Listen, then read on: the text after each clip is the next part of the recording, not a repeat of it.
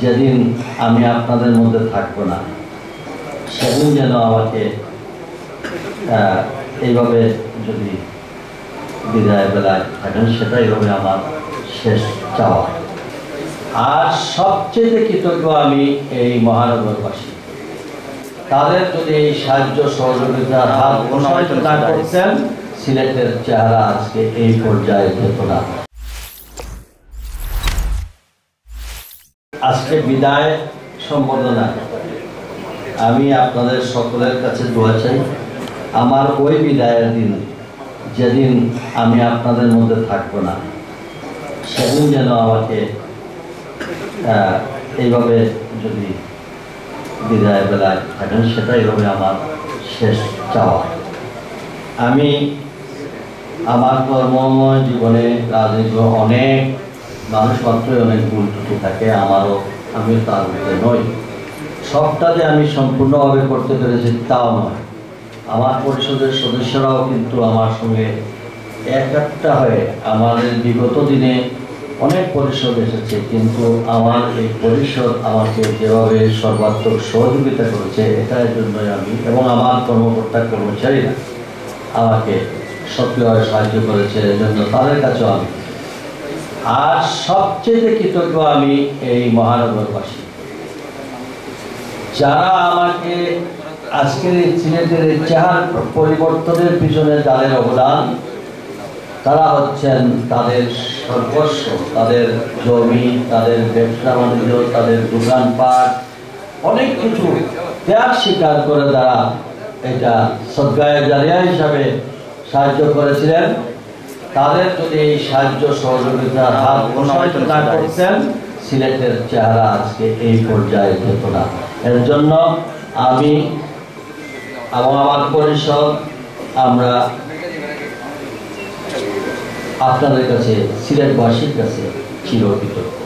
আমরা বুকটুকে বলতে পারি যে বাংলাদেশের অন্য কোনো অঞ্চলে এইটুকু আছে কিনা এখন পর্যন্ত কোথাও প্রমাণ নেই। সিলেট মহানগরবাসী যদি সরকারি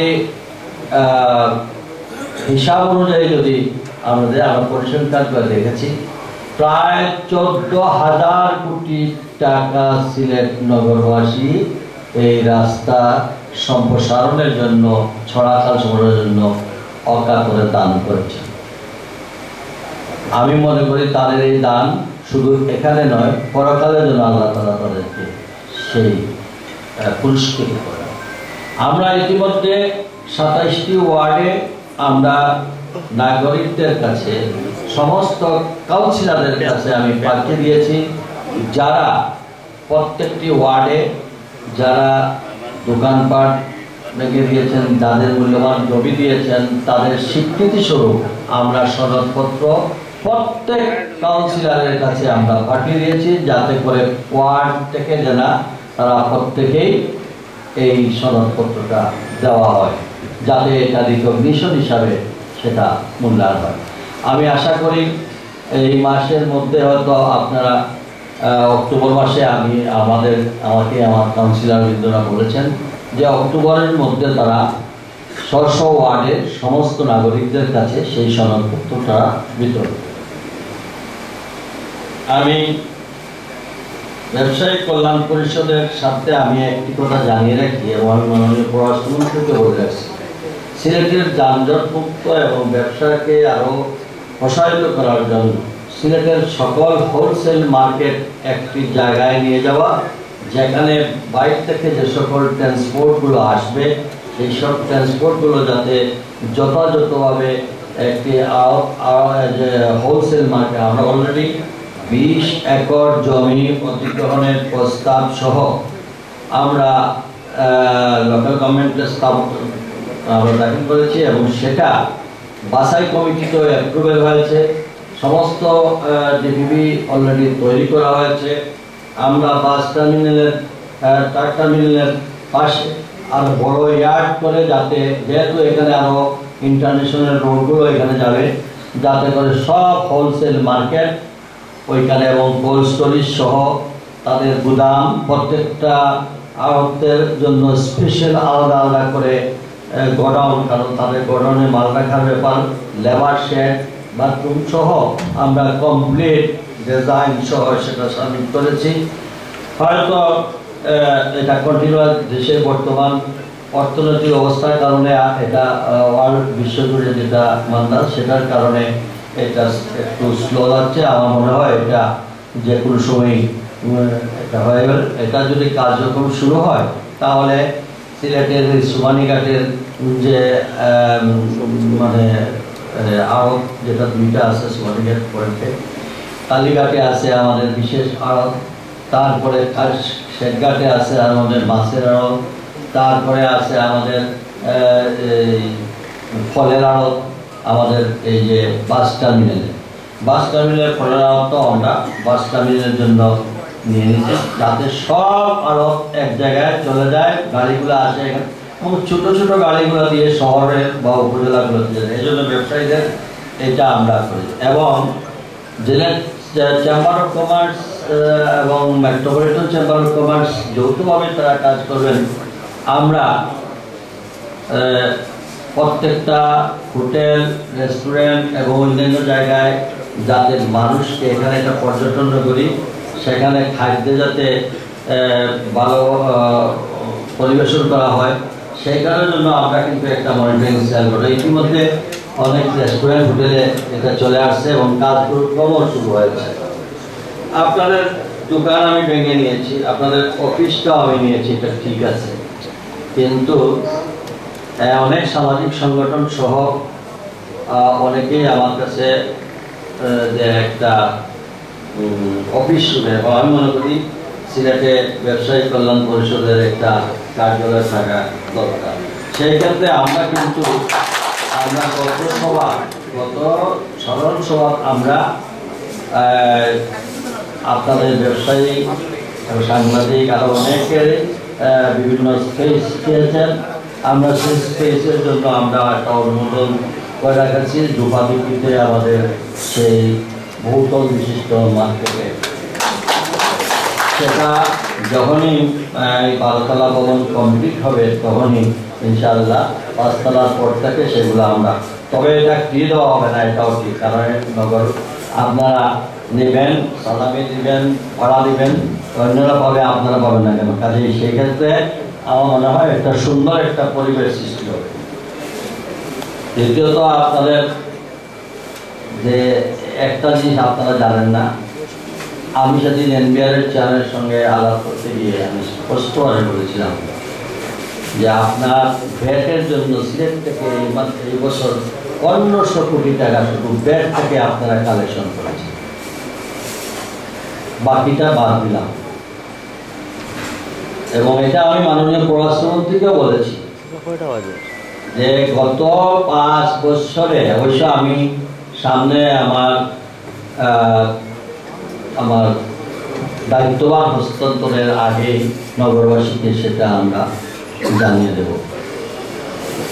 চট্টগ্রাম, রাজশাহী, খুলনা, বরিশাল, ময়মনসিংহ, রংপুর, নারায়ণগঞ্জ, কুমিল্লা, সব সিটি কর্পোরেশনের যদি আপনার বরাদ্দ দেখা হয়, সেই ক্ষেত্রে সিলেটের বরাদ্দটা কম। আমি মাননীয় প্রধানমন্ত্রী 1228 কোটি টাকার যে প্রজেক্ট দিয়েছেন তার মধ্যে 80% হলো সরকার দিবেন আর 20% আমরা।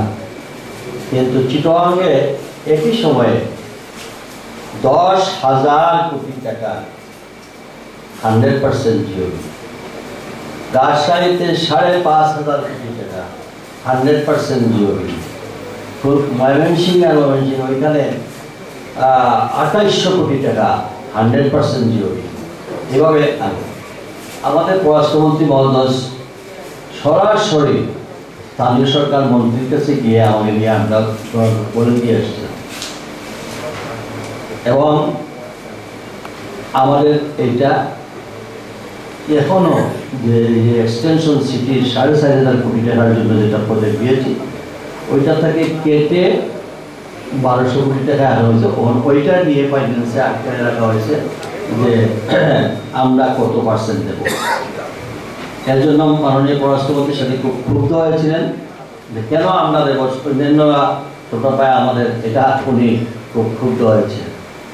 আমার যেটা মনে হয়েছে, এখানে আওয়ামী লীগ নেতৃবৃন্দরাও আছেন, প্রধানমন্ত্রীর কাছে যদি সরাসরি এটা যেত তাহলে হয়তো এটা মানে অ্যাকশন ধরে। আমি বুঝতেছি না সিলেটের এটা বলার অর্থ হলো এটা কোনো রাজনৈতিক বিরোধিতার কথা বলি নাই। আমি রাজনৈতিক অঙ্গন থেকেও আমি বলি, আমি কখনো মনে করি না যে আমি এই ধরনের সভাতে রাজনৈতিক কোনো ফায়দা আসছিল ওই জন্য না। এই ক্ষেত্রে আমাদের সিলেটের বর্তমান পররাষ্ট্রমন্ত্রী অত্যন্ত সিরিয়াস। তিনি আমার সঙ্গে গিয়েছিলেন লোকাল গভর্নমেন্ট মিনিস্ট্রিতে। শুধু তাই নয়, আমাদের পরিকল্পনা মন্ত্রীও কিন্তু সিলেটে কিছু পেলে কত তাড়াতাড়ি এটা অনুমোদন দেওয়া যায় উনি, আমি ওনার কাছে। কিন্তু প্রজেক্টটা তো মেইন প্রজেক্টটা তো আমাদের লোকাল গভর্নমেন্ট থেকে আসার কথা, সেখানে কিন্তু আসতেছে না। এটা আমাদের এখন মিডিয়ার মাধ্যমে আমি বলতে চাচ্ছি, আপনারাও আমাদের, এটা আমার দাবি না, এটা আমাদের সিলেটবাসীর দাবি, আমাদের এটা লেজিটিমেট ডিমান্ড। আমাদের প্রাপ্য কেন আমরা পাচ্ছি না? আমাদের প্রাপ্য তা আমাদেরকে দেওয়া হোক। এবং এবং আমি মনে করি এটা প্রধানমন্ত্রীর নোটিশে গেলে হয়তো এটা আমাদের এই যেগুলা প্রাপ্য সেটা পেয়ে যাবে। আমাদের পানির সমস্যা এই সিলেট নগরবাসীর প্রতিদিনের সমস্যা, যেখানে আমরা 30% মানে পানি সরবরাহ করতে পারতেছি। সেখানে ওয়াটার ট্রিটমেন্ট প্লান্টের জন্য সমস্ত প্রজেক্ট পাস করার পরে মন্ত্রণালয়ে লিখে দিলেন যে ওয়াসা হলে পরে হবে। ওয়াসা কবে হবে এর জন্য আমরা বসে থাকলাম। বাই দিস টাইম আমরা যখন দিয়েছিলাম তখন এটা 5,000 কোটি টাকায় হয়ে যেত। এতদিনে হয়তো এটা 80% কাজ হয়ে যেত, কিন্তু এটা না হওয়ার কারণে এখন এটা জমির দাম যেমন বাড়ছে, জিনিসপত্রের দাম তেমনি বাড়ছে। এখন এটা যদি করতে হয় 10,000 কোটি টাকা। তারপরেও আমাদের ভূমিকম্প এরিয়া, এখানে সারফেস ওয়াটারের আমাদের প্রয়োজন। আমরা ডিপ টিউবওয়েল না দেওয়ার জন্য আমাদেরকে বলা হচ্ছে। যাই হোক, আমি সেদিন এই জন্য ওনার সঙ্গে কথা বলার পরে রীতিমতো পররাষ্ট্রমন্ত্রী মহোদয়, ওনার ওয়াইফ অসুস্থ, উনি এর পরেও উনি বললেন না এটা আমি ছাড়বো না, দরকার মানে এইটা। আমার মনে হয় তার সঙ্গেও আমাদের সকলের মিডিয়া থেকে আরম্ভ করে সকলকে একযোগে কথা বলতে হবে যে আমাদের দাবি, আমাদের এইগুলা পূরণ করতে হবে। আজকে আমি আগেও বলেছিলাম যে আমাদের দুর্ভাগ্য যে আমাদের অর্থমন্ত্রীরা আমাদের ছিলেন বলে আমরা বুঝি নাই এতদিন। সাইফুর রহমান সাহেব যখন ছিলেন আমরা অনেকগুলো প্রজেক্ট এই সময় খুঁজে পেয়েছি। আজকে মহিষ সাহেব যখন ছিলেন তখন কিন্তু আমাদের এই যে লোকাল গভর্নমেন্টের যেগুলো আছে কার্যক্রম, আমরা এখানে কিন্তু অনেক বেনিফিট পেতাম। কিন্তু এই জায়গা থেকে আমাদের লোকজন সরে দেওয়ার কারণে আমরা এখন কিন্তু বুঝতে পারতেছি যে একটা প্রজেক্ট আসতে গেলে, তখন এতদিন বুঝি নাই, কারণ অর্থমন্ত্রী সব আমাদের এই জায়গায় শূন্যস্থানটা পূরণ করার জন্য আমাদের কাজ করতে হবে। এবং আমি মনে করি সিলেটবাসী ঐক্যবদ্ধ থাকলে আমাদের ন্যায়সঙ্গত দাবিগুলো আদায় করা হবে। এবং এবং সিলেটের রাজনৈতিক সম্প্রীতি এবং ধর্মের সম্প্রীতিকে আরও অটুট রাখতে হবে। বর্তমান যিনি মেয়র নির্বাচিত হয়েছে, আমি তাকে বলেছি যে কোনো ধরনের সহযোগিতার জন্য আমি সিলেটের একজন সেবক হিসাবে আমাকে দিন রাত 24 ঘন্টা যেখানে খুশি সেখানে আমার পাওয়া হবে। আমরা রাজনৈতিক বিবেচনায় নয়, আমার জেলা, আমার শহর, যেখানে এখানে এই যে আমাদের প্রশাসক, চেম্বারের প্রশাসক আসাদ, উনি যখন প্রশাসক হলেন এখানে ভোটাভুটি শুরু হইল। তাহলে ট্রেড লাইসেন্সের সমস্যা, যেটা ভেরিফাই করা যায় না। উনি গেলেন, ওনার সঙ্গে আরও কয়েকজন, আমি বললাম ঠিক আছে 10 জন না 12 জন আমরা বসাই একদিনেই আমরা দেওয়া শুরু, তখন আর এই জালিয়াতি করতে পারি না। এবং আপনারা শুনলে খুশি হবেন, সিলেট সিটি কর্পোরেশন অলমোস্ট 90% আমরা অটোমেশনে চলে গেছি এবং আগামী হয়তো মাস 3 মধ্যে 100% চলে যাবে। কিন্তু দক্ষ লোকের অভাব, এখনো গ্রাম পাশ হয় নাই, এখনো সিলেট নগরবাসীর সেবার জন্য অনেক কিছু বাকি আছে। আমি চেষ্টা করছি, এটা হয়তো অক্টোবরে, জানি না, এটা হয়ে যেতে পারে। যদি হয়ে যায় তাহলে আমাদের দক্ষ শ্রমিক, এত বড় সিটি কর্পোরেশনের দক্ষ শ্রমিক এবং সেবার মান যদি বাড়তে হয়, তাহলে সেক্ষেত্রে আমাদের ছেলেমেয়েরা এগিয়ে আসতে হবে। দুঃখের সঙ্গে বলতে হচ্ছে, আমাদের ছেলেমেয়েরা সবাই বিদেশমুখী হচ্ছেন, আর আমাদের এখানে লোকাল যে অ্যাডমিনিস্ট্রেশন এবং সিভিল অ্যাডমিনিস্ট্রেশনে আমাদের কোনো লোকজন যাচ্ছে না, যার ফলটা কিন্তু আমরা এখনই টের পাচ্ছি, ভবিষ্যতে আরও পাবো।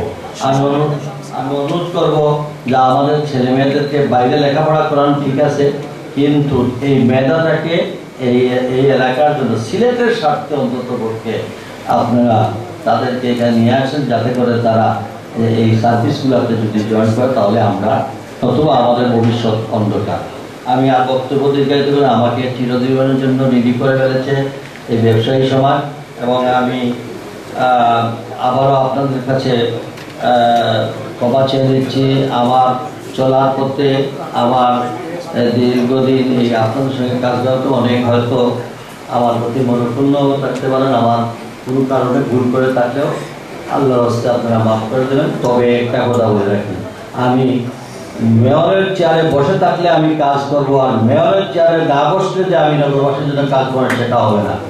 আমি আমার অবস্থান থেকে, আমার অভিজ্ঞতা থেকে আমি সকলকে নিয়ে সহযোগিতার হাত বাড়িয়ে দেবো, এবং এই এলাকার উন্নয়নের জন্য শুধু বলবোই না, কথা বলবো না, আমরা প্রশাসনে গিয়েও দরকার হয় যেখানে যাওয়ার সেখানে যাব, আমাদের দাবি আদায় করে যাবো। আরেক ভাই আমাকে বলেছেন যে আমি সরহদ্দিন ভাই বলছেন অভিভাবকহীন অবস্থায় আমি আমার যাওয়ার শেষ দিন পর্যন্ত আমার দায়িত্ব কর্তব্যের মধ্যে যতটুকু আছে সবটুকুই করে যাব। এখানে আপনাদেরকে বলে রাখি, শ্রমিক হকাররা কিন্তু আমাদেরকে একটা জিনিস আপনার স্বীকার করতে হবে, যেখানে আগে সকাল থেকে নিয়ে রাত্রে পর্যন্ত হকাররা বসতো, আর কিছু না হোক সকাল থেকে অন্তত বিকাল পর্যন্ত তারা কেউ বসে না। এর জন্য তাদেরকে ধন্যবাদ। তবে তাদের জন্য স্পেস দিয়েছি, তারপরেও যাচ্ছে না। এর মূল কারণ হচ্ছে আপনারা চেম্বার অফ কমার্স এবং ব্যবসায়ী কল্যাণ পরিষদ, আপনারাও এগিয়ে আন। আপনাদের দোকানের সামনে যখন আরেকজন বসে, আপনারা যদি সেখানে প্রতিবাদী না হন, আপনারা যদি আপনার দোকানের সামনে ঠেলা গাড়ি নিয়ে বসে থাকলো, ভ্যান গাড়ি নিয়ে বসে থাকলো, আর আপনারা বলে আমরা কি করবো না, আপনার দোকানের সামনে আপনি বাধা দিতে হবে। তবে আমরা এটার জন্য প্রশাসন শুধু ব্যবসায়ী রাখলো, আমি গেলাম তখন প্রশাসনে আসি বলে আমার সঙ্গে একটু কাজ করতেছে, কিন্তু ব্যবসায়ী একজনে গিয়ে প্রতিবাদ করলে এদের অ্যাসোসিয়েশন অনেক স্ট্রং, দেখা যায় যাবে এই ব্যবসায়ীকে অন্য মামলা দিয়ে আবার ঢুকাই দেবে। কাজে সেই ক্ষেত্রে আমি বর্তমান পুলিশ প্রশাসনকে অনুরোধ করব, এবং আমরা যারা আছি আমরা সবাই চেষ্টা করবো যাতে সবাই সম্মিলিত প্রচেষ্টায় নগরকে আমরা সুন্দর করি। আজকের এই অনুষ্ঠানে আয়োজক এবং উপস্থিত আমার অনেক বিদ্যুৎ মুরব্বিয়ান, আমার অনেক বড় ভাইরা, অনেক আমার সহপাঠী, অনেক বন্ধু বান্ধবরা আসছেন। আমাকে যে অবস্থায় আমাকে যতটুকু করেছেন, আল্লাহ তাআলা যেন আপনাদেরকে সেইভাবে মর্যাদা দেন, এবং আপনারা দোয়া করবেন আমি যেন ভবিষ্যতে যতদিন পর্যন্ত এই দুনিয়ায় বেঁচে থাকবো, আমি যেন মানুষের কাজ করে যেতে পারি, সকল কিছু উঠে মানুষের সেবক হিসাবে থাকতে পারি। এই দোয়া চেয়ে আমি আপনাদের কাছ থেকে বিদায় নিলাম। আল্লাহ হাফেজ।